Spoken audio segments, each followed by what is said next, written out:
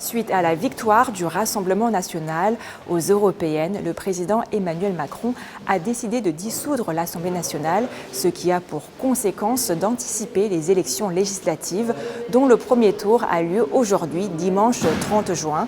Tous les bureaux de vote en France ont ouvert ce matin à 8h, comme ici à la mairie de Paris-Centre. Selon le ministère de l'Intérieur, à midi, le taux de participation a atteint 25,90%, contre 18,3% au premier tour des législatives en 2022. On sait déjà qu'il va y avoir une très forte participation, au-dessus de 60%. Et depuis 8h du matin, heure à laquelle ouvre le bureau de vote, et jusqu'à 20h ce soir, on devrait voir un flux ininterrompu d'électeurs qui vont venir voter.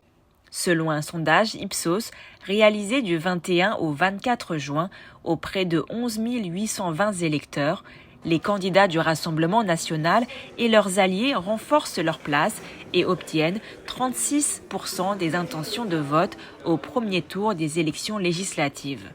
Ils sont suivis par le Nouveau Front populaire avec 29% et le groupe Ensemble de la majorité présidentielle avec 19,5%.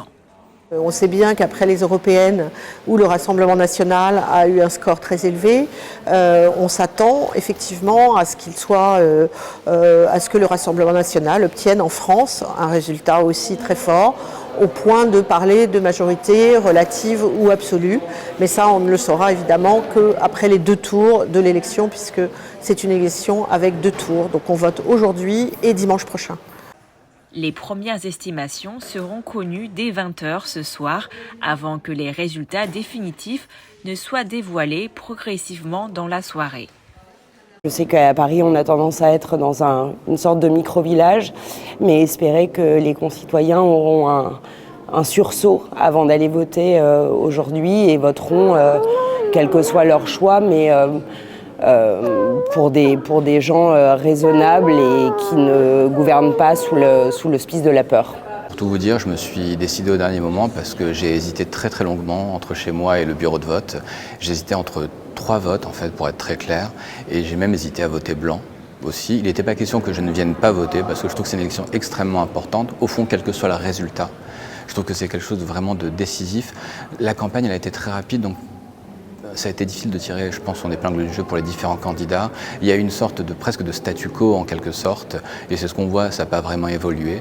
Donc moi, ce que j'espère en tout cas, c'est que la démocratie, elle triomphera, quoi qu'il en soit. L'essentiel, c'est d'avoir ce droit-là et de s'en servir, tout simplement.